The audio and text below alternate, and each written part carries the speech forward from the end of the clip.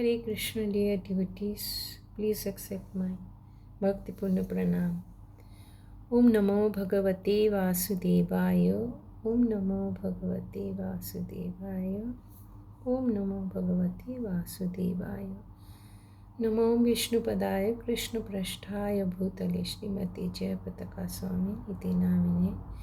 Namo Acharya Padaya Nitai Kripa Pradayane Guru Katha Dhamadaya Nagar Grama Tarine. Hariom तत्सत। हरे कृष्णा। श्रील प्रभुपाद की जय।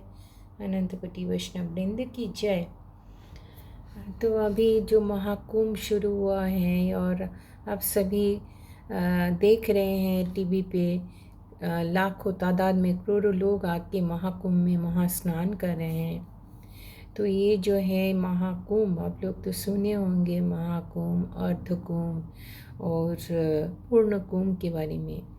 तो महाकुंभ जो होता है 12 साल के बाद होते हैं और नॉट की 12 साल। अर्धकुंभ होते हैं 144 ईयर्स के बाद ये जो महाकुंभ हो रहा है। और ये कुंभ में स्नान का जो विधि तो हम सब सुन रहे हैं, लेकिन कुंभ का अर्थ क्या है ये हम समझने की प्रयत्न करेंगे।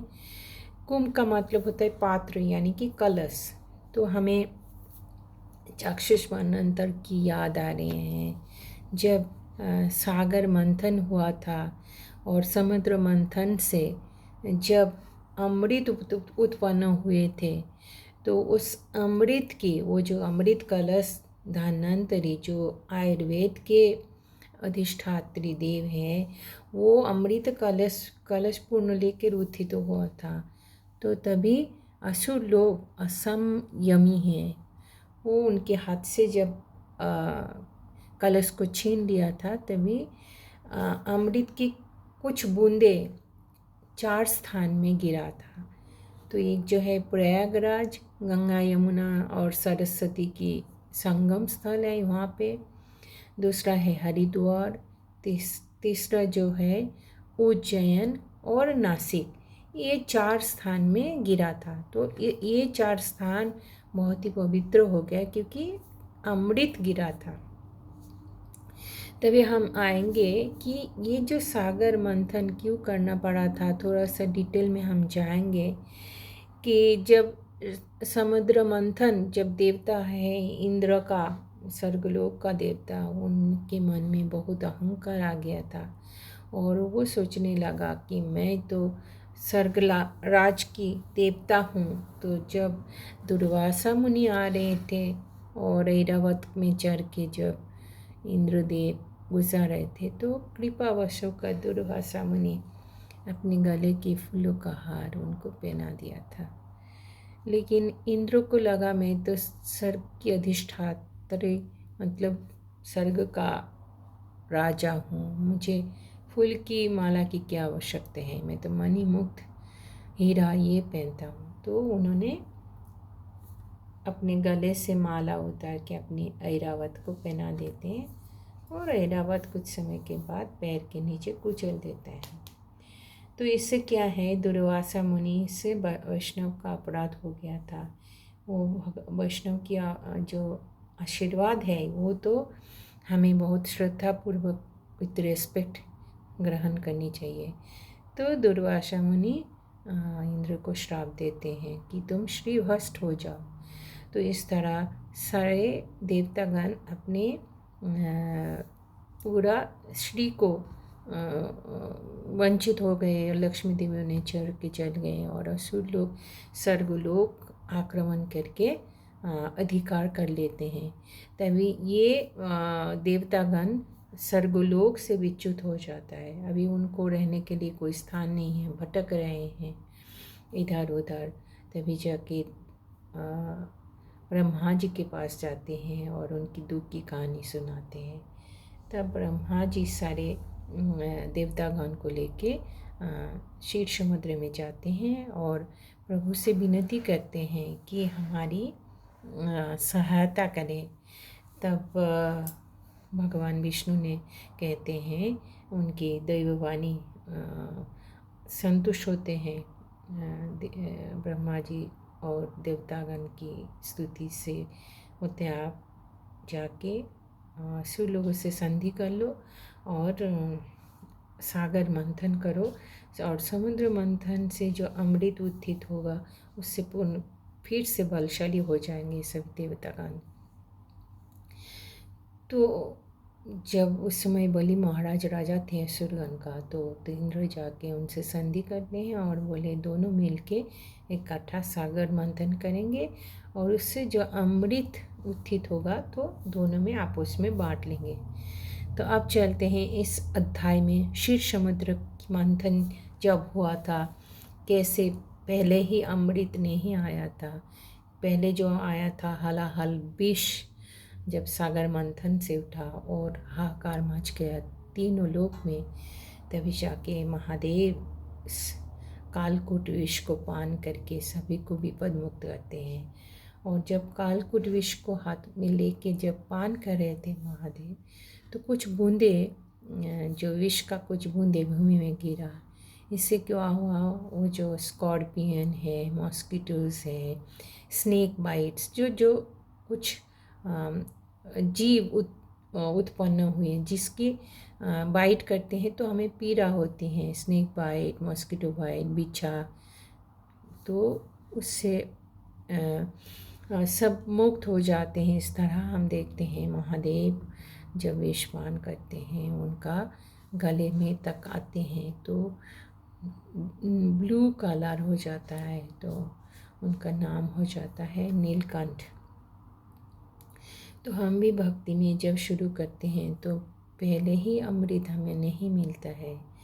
हम भी जब चार्निंग प्रोसेस शुरू होता है, जब हम हरे कृष्ण कृष्ण कृष्ण हरे हरे, हरे राम राम राम हरे हरे, सारे अनर्थ ही बाहर आते हैं, बाद में जाकर अमृत मिलता है। तो बोलिए श्री महादेव की जय। तो इसमें सागर मंथन में उसके बाद लक्ष्मी देवी आविर्भूत हुई, जो भगवान श्री नारायण को पति रूप में उन्होंने वर्ण कर दिया है, हाथ में बरमाला लिए। असुरगण भी चाहा लक्ष्मी देवी को पत्नी के रूप में, लेकिन माता लक्ष्मी वो तो सती हैं और अपने लिए उन्होंने वर चुन रही थी, तो उनके यज्ञ कोई किसी को नहीं मिला, तो नारायण को वरमाला पहना के पति रूप में लेते हैं और प्रभु श्री नारायण माता लक्ष्मी को अपनी चेस्ट यानी वक्ष में स्थान देते हैं। इस तरह और भी जब मथना शुरू हुआ तो धीरे धीरे सूर्य भी गाभी उत्थित होते हैं। तो हमारे जो साधु संतन और महर्षिगण इन्हें ग्रहण किया, क्योंकि गाभी माता की जो दूध मिलते हैं, दूध से घी होता है और घी से ही यज्ञ में आहुति और सारे मंगलजनक कार्य होते हैं। उसके बाद उच्च श्रवा अश्व उत्थित हुआ था, तो उसे बलि महाराज ने ग्रहण किया और ऐरावत आया। उसके बाद कौस्तुभ मणि, तो भगवान विष्णु ने इस कौस्तुभ मणि उत्थित हुआ तो अपनी वक्ष में धारण किया। पारिजात पुष्प अप्सरागण उद्भूत हुआ। देवता ऋषि गंधर्व लक्ष्मी माता जब उत्थित हुए उनकी पूजा अभिषेक किया, और जब लक्ष्मी और नारायण के इस मिलन से सभी ने बहुत प्रसन्न हुआ, सिवाय कि असुरगण। उसके बाद बारुनी नामनी, जो उसको बोलते हैं ना दारू, जिससे नशा होते हैं उत्पन्न होते हैं, तो देवतागण असुरगण लेते हैं और देवता और असुरगण फिर से नवबल में बलिमान होकर फिर से जब मथना शुरू किया, समुद्र मंथन जब शुरू किया, तभी भगवान श्री विष्णु की अंश संभूत बहुत सुंदर और सुदर्शन धन्वंतरी अमृत कलश को हाथ में लेकर उत्थित हुए। और तत्क्षणात असुरगण क्या कहते हैं कि धन्वंतरी जी के हाथ से अमृत कलश को छीन लेते हैं। तभी कुछ बूंदे, अमृत का बूंदे 4 स्थान में गिरा था, तो ये जो महाकुंभ हो रहा है, ये 4 स्थान में हर समय एक एक स्थान में होती है। तो महाकुंभ जो अभी हो रहा है वो है प्रयागराज, वहाँ पे भी गिरा था। तो जब असुर लोग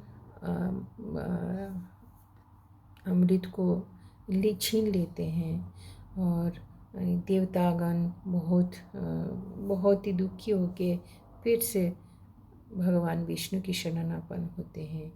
तो जब अमृत लिया था असुरगण, तो खुद के अंदर फाइटिंग शुरू हो जाता है, कौन पहले पिएगा, कौन बलि अमर हो जाएगा।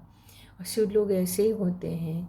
वो तो मेहनत करते हैं, साधना भी करते हैं महादेव को संतुष्ट करने हेतु या तो ब्रह्मा देव को। वो क्यों करते हैं? वो कि ताकि उससे बल मिल जाए, ताकि वो और अच्छी तरह से अपनी इंद्रिय तृप्ति करे। तो सूर और असुर में यही अंतर है। सूर जो होते हैं देवतागण, सदैव भगवान के चरण में शरणागत होते हैं, इसलिए भगवान ने सदैव देवतागण को सहायता किया है। तो जब विष्णु के पास शरणागत होते हैं तो विष्णु बहुत ही अद्भुत सुंदरी रमणी जो है वो उद्भूत होती हैं। और ये जो मोहिनी मूर्ति सबसे जगत की सुंदर रमणी के रूप में मोहिनी मूर्ति अवतरण करती हैं। और जब असुरगण देखते हैं कि इतनी सुंदर रमणी उनके सामने है, सभी के मन में काम आसक्ति आ जाते हैं। तो किस तरह इस सुंदरी को हम भोग करेंगे? तभी उनके मोहिनी मूर्ति बहुत ही अपनी इंटेलिजेंस से उनके साथ संधि करते हैं। मैं जिससे देना चाहूँगी मैं ही अमृत। तो वो असुर लोग भी मान लेते हैं, आप जिसे देना चाहें आप ये अमृत कलश लीजिए। तो इस तरह हम देखते हैं ये जो अनिवर्चनीय मोहिनी रूप आके सभी असुर को वंचित करके देवतागण को अमृत पिला देते हैं। लेकिन उनमें से जो एक है, आप सब जानते हैं, राहु जब देख रहा था कि असुरगण को वंचित करके देवतागण को अमृत पिला रहे हैं, तो वो भी सूर्य और चंद्र के बीच में देवता के भेष में वो बैठ जाता है। और मोहिनी मूर्ति जो है, मोहिनी सबको देवतागण को अमृत पिला रहे थे, तो कुछ बूंदे वो भी पी लेते हैं। तभी भगवान को पता चल जाता है, तो अपनी सुदर्शन से राहु की गला छेदन कर देते हैं। तो ये भी एक अमृत का प्रभाव भगवान दिखाना चाहें। यद्यपि राहु की मृत्यु हो जाती है, फिर भी वो अमर हो गया था, क्योंकि उनका गला तक अमृत आ गया था। उसके बाद छेदन हुआ, तो वो जो उनकी सर है अभी भी जीवित हैं। तो राहु ग्रास कर लेते हैं। तभी हम देखते हैं अमावस्या पूनम होती हैं, राहु चंद्र को और मून को ग्रास कर लेते हैं। तो राहु का प्रभाव अभी भी है इस संसार में। तो मोहिनी मूर्ति जो है, उन्होंने अपना कार्य समाप्त करके फिर अपनी इस मोहिनी रूप को संवरण करके वो वापस अपने धाम को चले जाते हैं। तो यही है संक्षिप्त में हमारी जो कुंभ, महाकुंभ, ये जो स्नान की महात्म वो थोड़ा बताना चाहे कि ये शाही स्नान, इस समय स्नान करने से हम अपनी पाप से मुक्त हो सकते हैं। कितने कितने जन्म की पाप अपने कर्मों से मुक्त हो सकते हैं, और भगवान के प्रति हमारे हृदय में भक्ति श्रद्धा उत्थित होते हैं, और हम भगवान की चरण में शरणागति करने के लिए बहुत सहायक है। इसीलिए बोलिए महाकुंभ स्नान की जय, शाही स्नान की जय। तो जो भी भक्तगण नहीं जा पा रहे हैं, आप मानसिक रूप से त्रिवेणी संगम में डुबकी लगाइए और उनकी कृपा को प्राप्त करें। श्री गुरुदेव की जय, श्री प्रभुपाद की जय। हरे कृष्णा। हरे